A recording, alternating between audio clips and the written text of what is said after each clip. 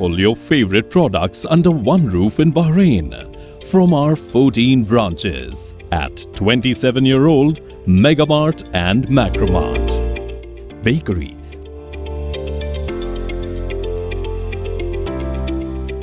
fresh meat and fish,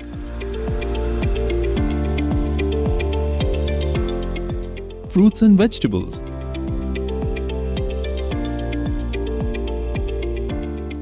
sweets and snacks, ready-to-eat foods, dairy products, grocery or consumer goods. To have a wonderful shopping experience, please visit your nearest Megamart Macromart branch. Megamart and Macromart, full of goodness.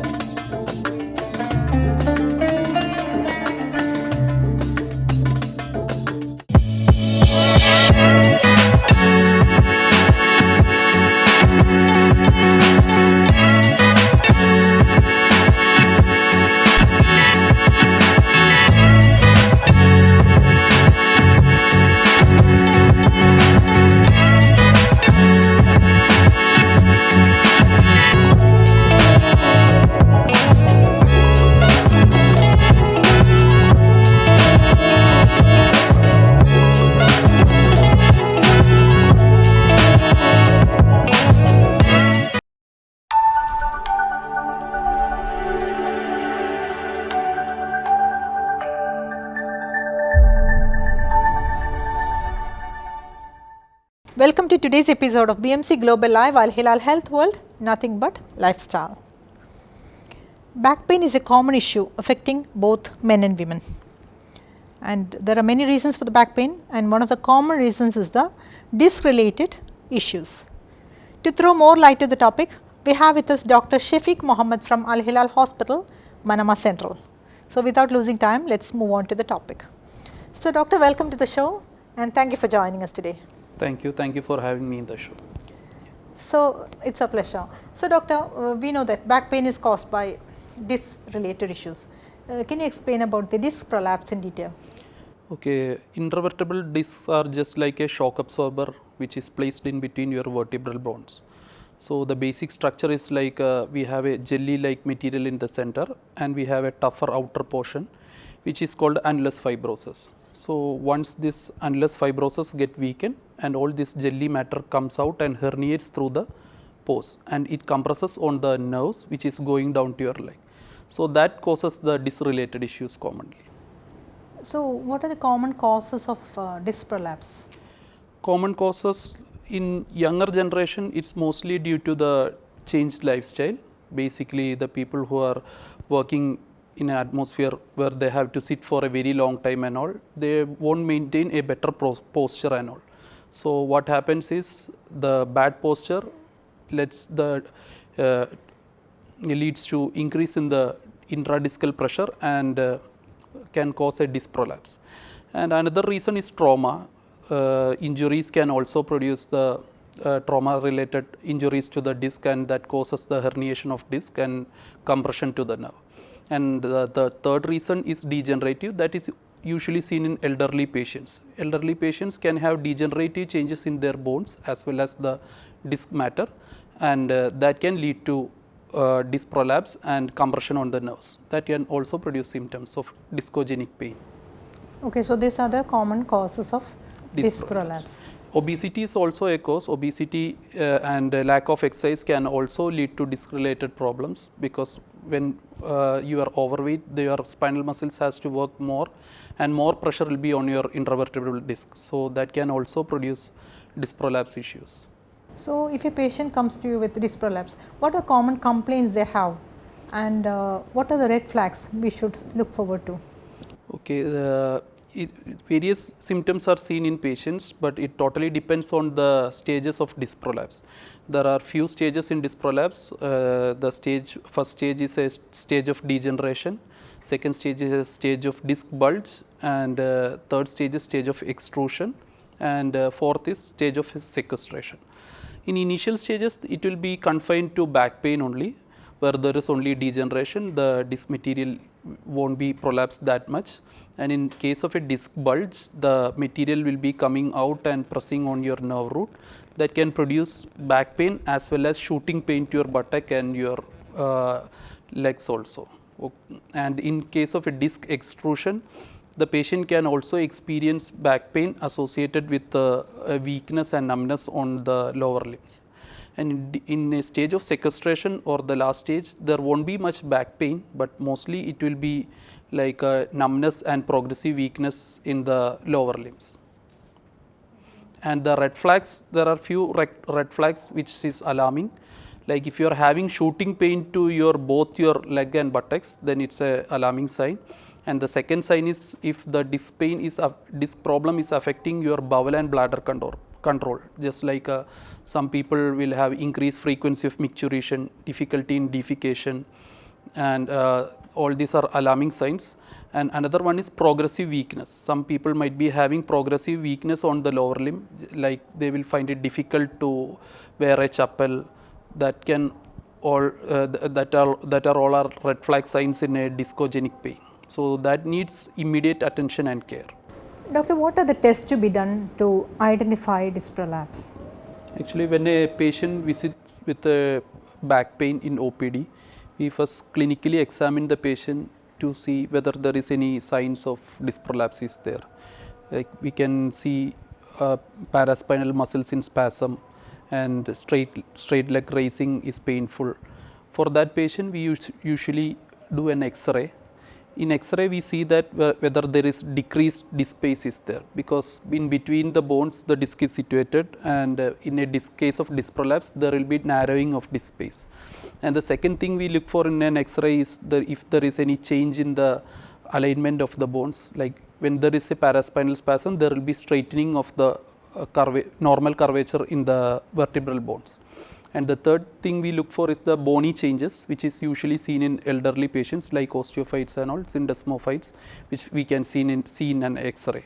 So these are the primary investigations we do in a patient with back pain, which is suspected to be a disc prolapse.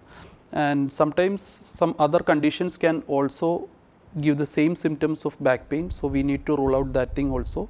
Mainly for female patients, there is a chance for that urinary tract infection can also produce a back pain. So we will do a urine routine test for female patients, and in some patients, if the back pain is associated with fever and all, we have to rule out infection also. So we will do blood tests to rule out infections and other problems also. So once a patient is identified with disc prolapse, what are the treatment options you go for? Okay, for the initial stages of disc prolapse, we can treat it with rest and heat therapy, physiotherapy and all. We usually give a dose of medicine for first 1 week, so that we can see that the pain is decreasing, the muscle spasm is decreasing or not. If it is getting better within a week, we can start physiotherapy to decrease inflammation and muscle relaxation also, and they will teach them some exercise to strengthen their back muscles also. For some patients, even with this treatment, the pain won't be coming down. If the pain is increasing, if there is progressive weakness is coming, and if there is numbness and weakness in the bilateral, even in the limbs, we have to go for further investigations like MRI. and for that we have to send the patient for MRI and wait for end report, and the treatment will be depending on the report, MRI report of the patient. And after a conservative treatment, if the patient is not finding it helpful, another treatment method which is available is we can go for injections like epidural injections, which can also decrease the pain. It is another modality, and if even with the epidural injection, if the pain is not coming down, then there is if the weakness is increasing, we can go for a surgical option. Right now the surgical options are to do a endoscopic discectomy, which is can be done as a daycare procedure, which is not a very large surgery like opening the spine and all. We'll make a small incision only. It can be done as a daycare procedure. You can be admitted in the morning and can be discharged in the same day or next day morning. So that are the surgical options available for the discectomy or the discogenic problems.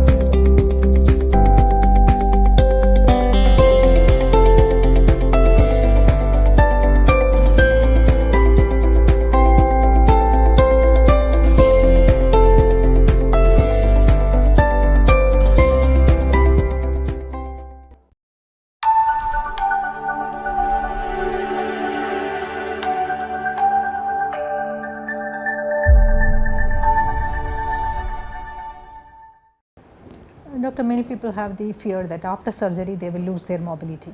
So, what is your suggestion? Actually, that is a misconception about the spine surgery. Spine surgery has changed a lot from the last decade to now. It is like we can do endoscopic surgery. It's only a 1 centimeter wound in each side of your spine. So with the proper physiotherapy, the mobility won't be affected, and the patient can go back to the normal life and can do their day-to-day activities and all after within few days of surgery. Okay. Do you suggest rest for the patients with disc prolapse? Rest for the patients is only suggested for initial part of the pain. When we are treating the patient, we are asking them to take rest for maybe for 2 or 3 days maximum. After that, we would suggest them to do their day-to-day activities. We definitely want them about lifting weight and all, avoid lifting weight and sporting activities for a few period of time. Okay. Doctor, what is your advice for the patients with disc prolapse? The patients with disc prolapse, if they are suspecting a disc prolapse, they should get a medical attention for it firstly to get it diagnosed properly, and if it requires a scan, they should go for MRI scan to see that how much prolapse is there.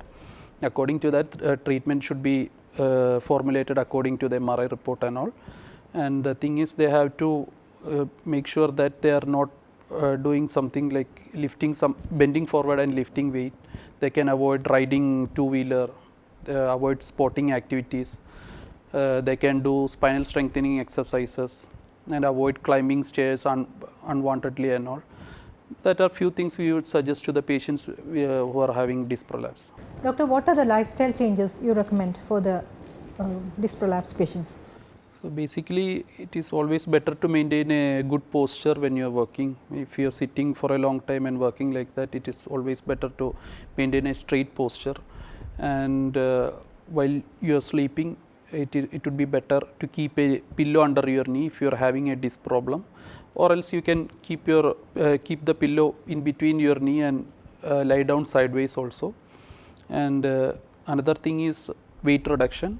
We would suggest the patients with disc prolapse to decrease weight so that the spinal muscles will be more strengthened and they don't have to work more to they don't have to work more and increase stress on the already prolapsed disc and all. And before we wind up, doctor, what do you have to say about Al Hilal Healthcare?